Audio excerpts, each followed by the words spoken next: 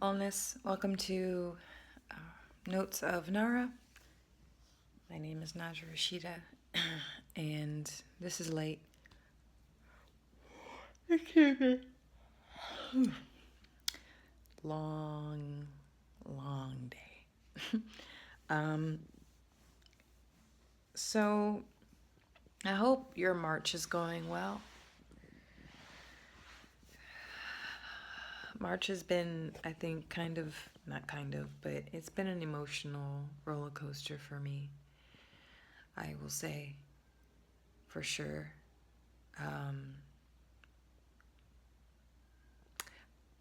A few videos ago, I made a part one and part two on why we shouldn't take account of, or why we shouldn't hold other people accountable outside of ourselves. And I guess I'm a true believer that things unfold as they should.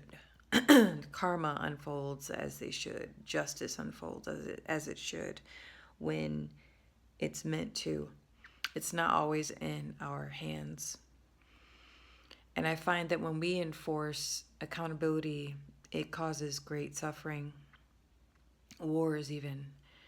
And there's quite a few wars going on now.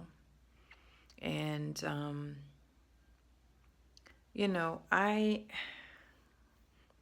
people, we want justice. When we feel we've been wronged, we want justice. When we see the innocent, the young, the old, the sick being completely obliterated, wiped out, attacked, we want justice. That is, I think, a basic human desire, is to get our get back. To force the person to realize all the wrong that they've done us. And in a perfect world, in a perfect reality, yeah, vengeance, revenge, vendetta, like it feels good. It feels fulfilling. It feeds something in us that was hurt, the wounded part of us that is hurt. I cannot deny that feeling. You know what I'm saying? It's almost like someone that's been bullying you forever, and then they finally have there's something that takes place in their life that hurts them or harms them in some way, so that they have an inkling of what suffering you've experienced due to their choices and how they treated you. That feeling feeds something, and it feels good, but it's not great. It's a very I would say nefarious feeling. But what brought this on? As many of us know, and look, I'm not about the politics. I'm not. Two sides of the same coin. What I see now as a middle-aged woman and American politics and the Western world politics, and to uphold an empire, the foundation's built off of blood, suffering, cheating, horrible things, horrible attributes. But this is how the people, this is how an empire survives. But with every empire, there is a death. With every life, there's a death. With every death, there's a life. It's a cycle. And we see it. I mean, we can only celebrate the paintings and the stones and, what the archaeologists can dig up. We see it. And all those empires back in that time thought that they were indestructible. They thought that they would live and exist forever. Yeah, they had their, soothsayers and their oracles to tell them of the possible potential ending of such great power. But nonetheless, we find ourselves here, modern day society, that we call it anyway, compared to the ancients who came before us. But holding others accountable at what price? What is the price of holding another accountable when it's a whole country? What is the price of holding a whole government accountable for its crimes? What is the price of holding a CEO, or the corporate executives and board members accountable. What is the price of that? You see, anything that is built and that is strong today was built on weakness from yesterday.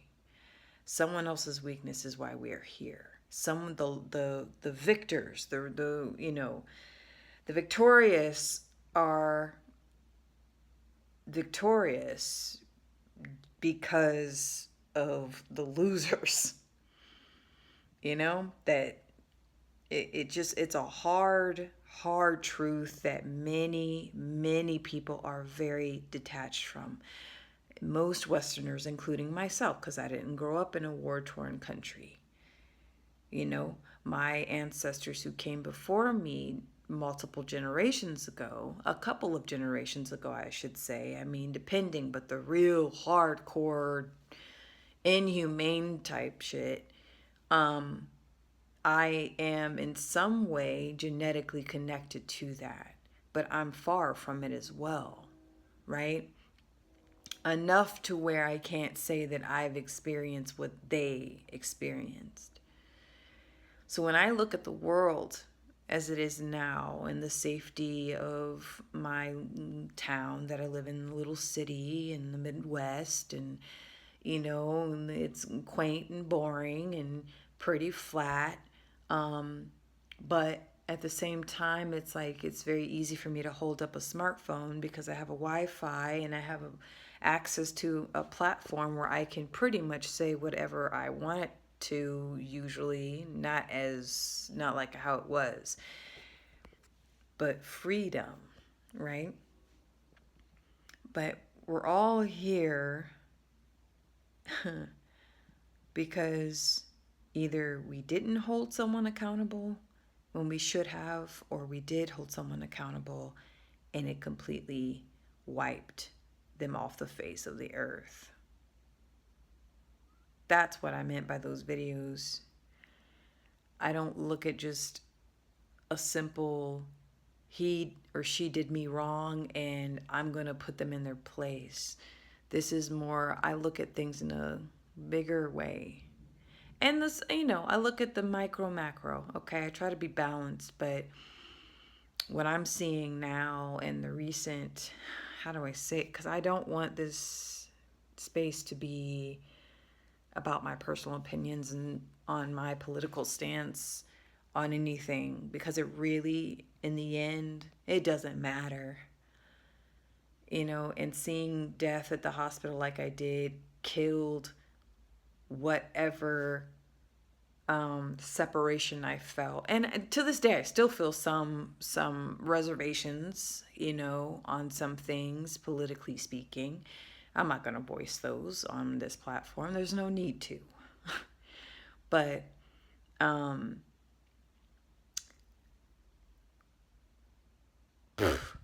what is the color of death? What is the color of life? What is the color of consciousness in our mind? This is why I keep saying the only way is to hold yourself accountable. You cannot. Especially what makes this so complex to talk about is because it's like if you try to hold a whole government accountable for its crimes, you usually end up in deep political unrest. You get tariffs. You get a whole country's water shut off. Food delivery stops. Medicine is no longer delivered. You choke out whatever form of prosperity and hope that there is. You want to go after big corporate? Okay. They say that people have the power, but there's a price to pay. And, many Americans will say, well, my forefathers. We have no freaking clue what that means. We have our history books or what they want us to know about our history, but we don't have a fucking clue. about what our the ones who came before us really went through. We can watch documentaries and we can watch Hollywood films that they romanticize the shit out of war sometimes. Take away that moving orchestral music or a handsome young soldier's face, and war was way 10 times more brutal than what they can literally show us on film. They may sprinkle a little bit here or there, you know what I'm saying? A little leg blown off over there, someone's head blown off over there, you know. But that is just like 1% of how complex such a human experience is when we human beings get together in groups and hold each other accountable. It never ends. Everyone wants their get back. Everybody wants justice. I don't really believe in happy endings. I believe in how you perceive an ending. Usually endings are just beginnings into a new space. You know? Endings are beginnings. Beginnings are endings of something else. It's just a cycle. It's all very cyclical. But what do I know? What do I know? I only know what I know, and the things that I don't, the more I realize just how much I do not know. I don't know anything at all. I honest to God don't. I'm knowledgeable in many different subjects, yes. My intelligence, I would say, it's there. Wisdom, there. But, you know, I'm still learning. But when I think of accountability and humanity, the group, the collective, hey, remember that young, handsome guy? I wouldn't even call him handsome really, but I guess he was handsome in Western standards, I guess. The Luigi dude that popped the CEO of United Healthcare, I think. That's not funny. It's just he wanted to go after, big insurance company, hold them accountable. Not in the right way. That's another thing. When we hold another accountable for their crimes, we often think we're in the right, and that whatever consequence we lay down is right. So when this young guy's, I think he was 26, came from a wealthy family, just everything going for him. Ivy League school, but then a couple of unfortunate events. He had some spinal problems and he was suffering from Lyme disease, which I would not wish on anybody. And he thought, yeah, I'm in the right. They even said he scribbled some words on each bullet. When a human being, usually you see this more with men than women, but when a human being has absolutely nothing to lose, they become the most dangerous creature that another human being will have to face. When you have a human being that has absolutely nothing else to lose, and they choose to hold someone else or a group of people accountable, a lot of death, a lot of destruction, and a lot of death, especially for those that have nothing to lose and nothing to gain. They will destroy everything. And I see that playing out. I'm not going to say the countries, because again, this is not a political channel. But you definitely see it in the Middle East. I've always, look, in the 90s, conflict has been for decades and decades. Long time. But as, growing up in the U.S. as a melanated woman and in a non-Christian household, female, and observing the conflict,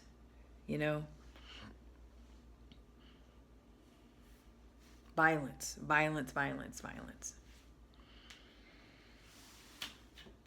When you get that type of human being, it's an ingredient for destruction. When someone has something to lose, 9 chances out of 10 usually, they'll defend what they may lose. But when you meet someone that's just, I've lost my home, all my family, my career, a limb, I've lost my identity, I lost my faith, there's nothing. I can't gain anything. I can't win. I can't help. I don't have any resources. So, but yet I'm left with this deep pit, bottomless pit of nothingness where rage builds and anger builds. I feel separated from all that I once knew. What do you think when you have young children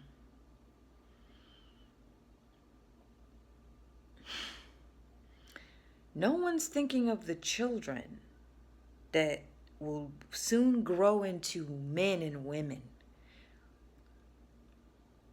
Some will probably get out, make it out, move to another country, start over fresh. Others will never leave. They'll never leave the Congo.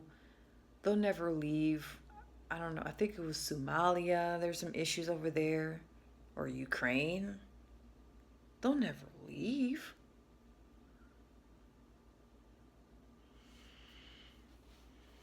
That's what I meant by when you have large groups of people wanting to hold another very large and influential group of people accountable, if anything, prepare for war.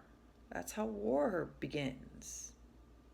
Like, the manifestation of that rage and nothing else to lose. And then, you have people who want to defend what they love, so they'll go in fighting too. But usually, what I'm seeing and understanding, because I take everything with a grain of salt that comes through these screens. The truth is within us. The truth is within us.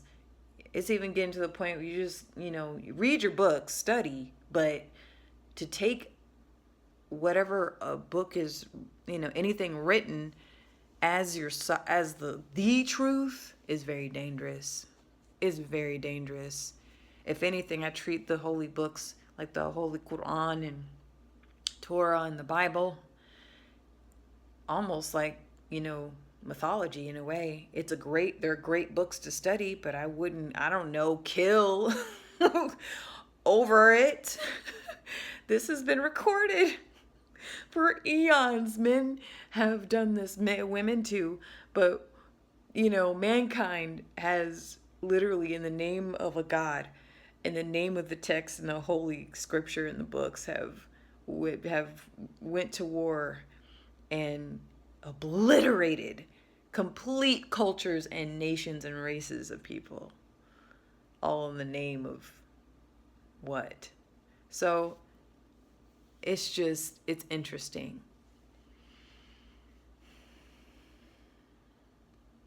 The children, and I'm sorry, I'm an advocate for kids. I'm a teacher. The children in Palestine and Israel, okay?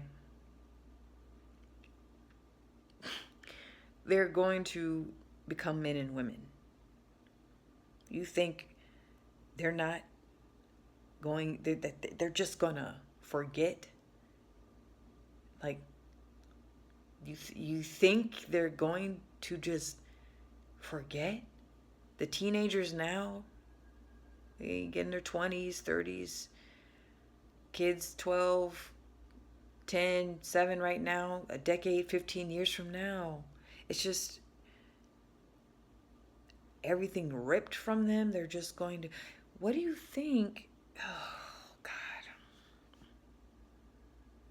It's all patterns in human nature and conditioning. It's a human condition. It's, you know, you can try, we can spiritualize it. Sure, I can go down that route if you want. We can talk about it's a spiritual warfare. Okay. Angels versus demons, Okay. Or how about the woman in South Africa who sold her child into human trafficking recently? Maybe not recent. I have to do a little bit more digging on it, but it's definitely gaining a lot of traction. This beautiful girl.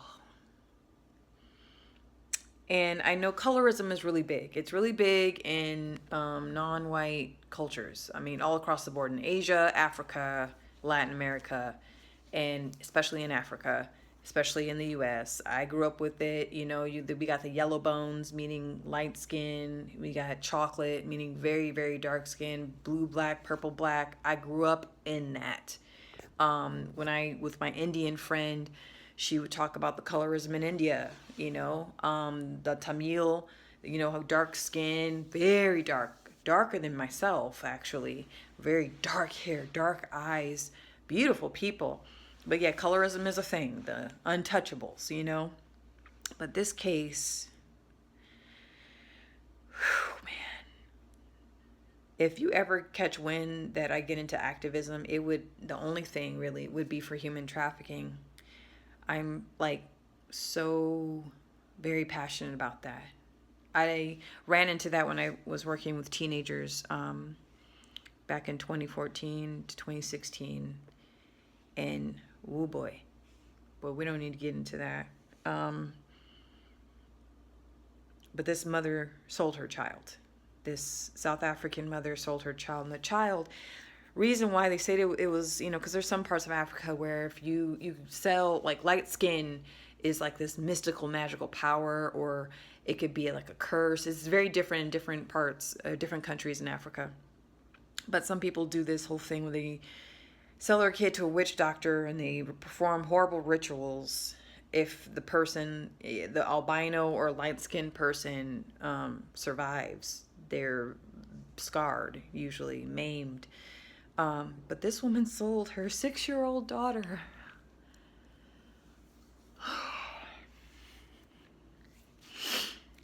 6 years old.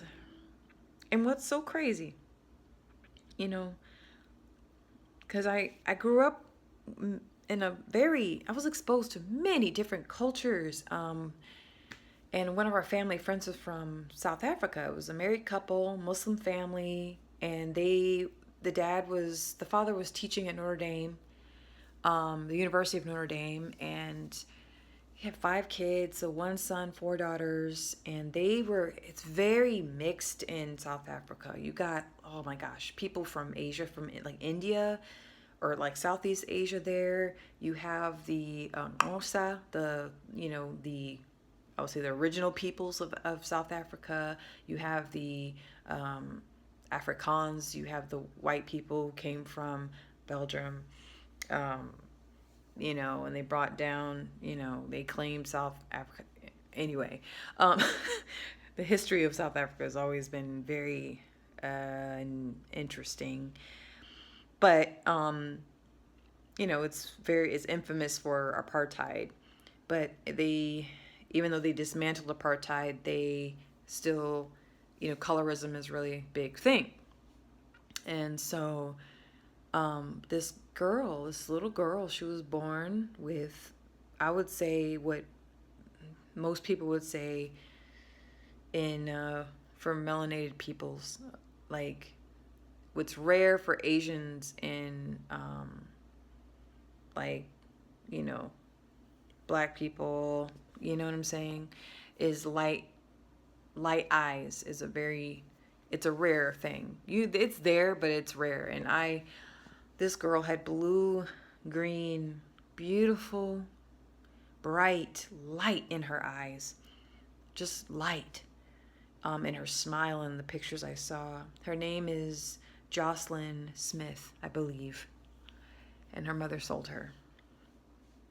And all I could see was myself and her. I mean, she had a really big forehead, beautiful, just beautiful little girl. And from what I know of international human trafficking, she's gone. By the grace of God, if they do find her alive. But, and so the trial is on right now. I usually don't follow cases too much, but since I do work with kids and sometimes I have to work with law enforcement, parole officers and whatnot, because it takes a community, it takes a village, and, but yeah, I just, it broke my heart. I did cry, when I saw that.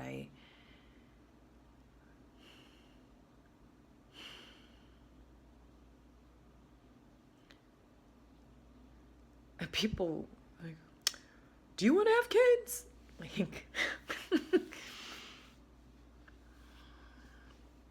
a mother who's desperate enough for money, she'll sell her own flesh and blood.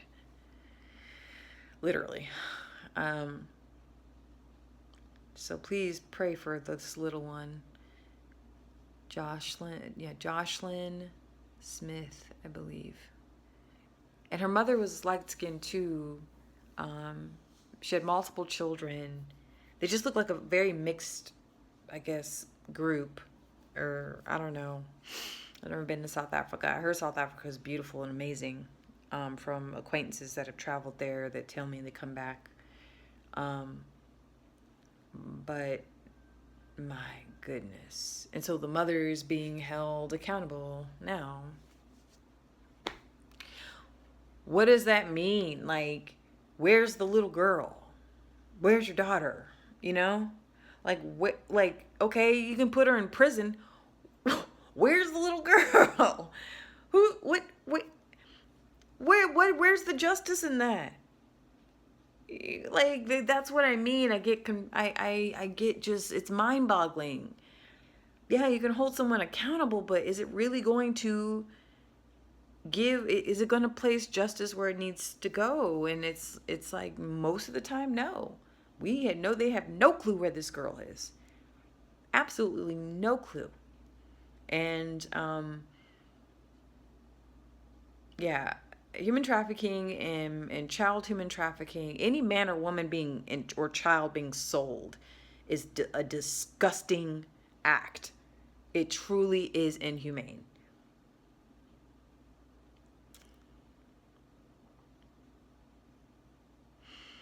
So pray for this little girl. Whether she has her soul has left this world, or they're taking her to places where she will never be found, because that's usually the case. They take these kids, they put them in actual, the cargo ships, those containers, that's where they store them, because it's easier. No one's going to look in there. Everyone's getting paid off anyway. And it's a whole network. There's many different networks in how this works. Many different levels too. And, and I feel like if I were to really start getting into it, I don't know, In human trafficking, they can make way more money on an actual human being than drug trafficking. That's why they try to suppress it so long, because that's where the real money is at for these demonic people. But yeah, accountability.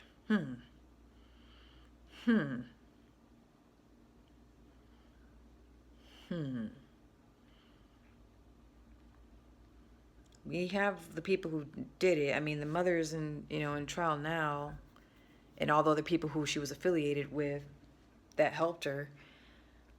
Yeah, they can go to prison, I guess. Like, okay. Like, but the girl's gone. She's gone. Probably never to be seen again. Accountable?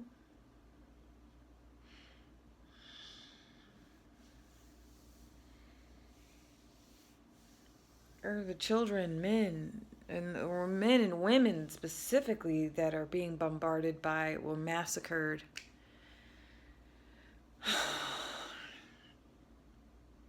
Who's being held accountable for that? Huh?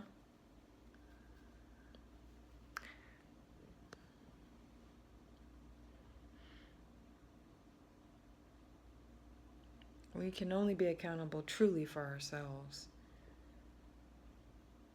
Things have an odd way of working out. It just may not work out when we want it to, in the time frame we want it to, but things always balance out. We just may not be here physically to witness it. We want our vengeance now.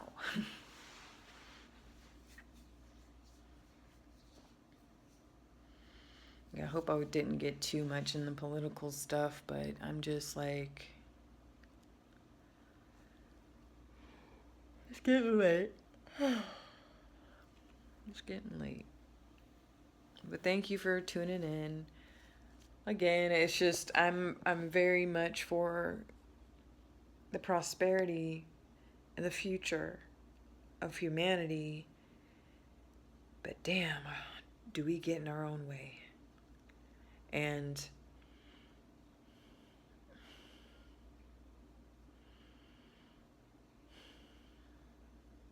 man, things just hit different, man, when you're in your 30s. In my 20s, I was so idealistic. Like, almost ridiculously. Like, I can tell, I now understand as a woman in my 30s why older adults when I was in my 20s would look at, they would just give me side eye. Like, I got side eyed all the time by adults.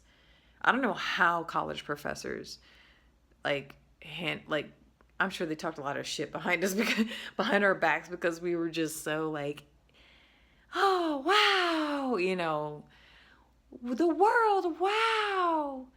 And it's like, no, honey. That's not how it's a high too. Like, you feel like you can achieve anything, and you feel so elated by life and the beauty and attraction and the, like, wow, I'm living life. And you see that life is not so pretty, and it's pretty fugly.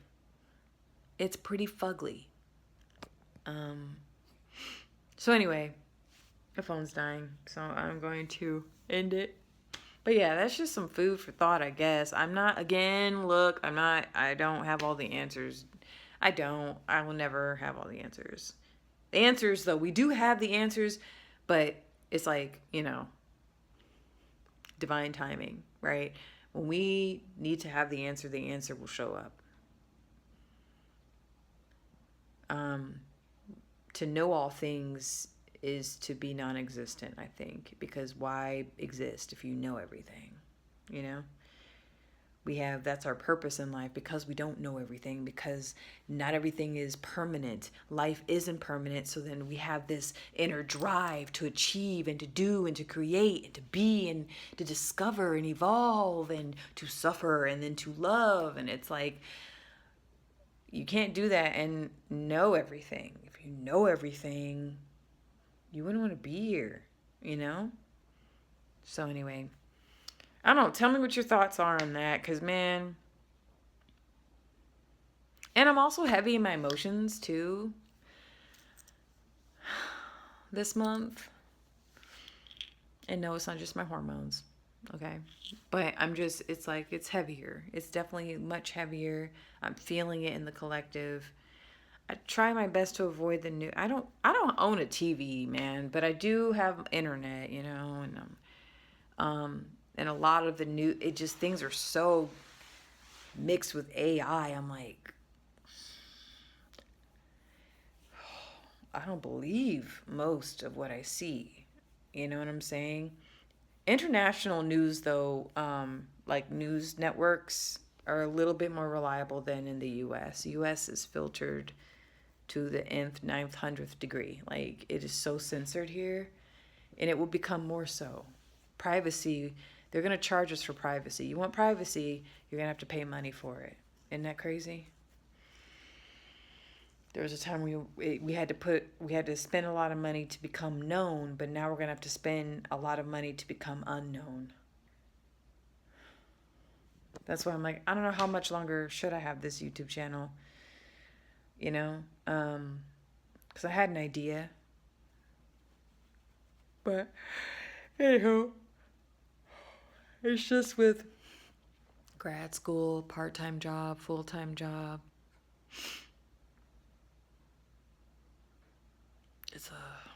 It's a lot, and I really respect men and women who can work full-time and raise a whole family and be married. Like, oh God. I'm like, if I had to come home after a day that I've had or weeks that I've had and have to cook a whole meal for numerous people, bro, nah. So I try to keep things in perspective. I know I can do it. I'm hanging in there, but I am tired. All right. See ya.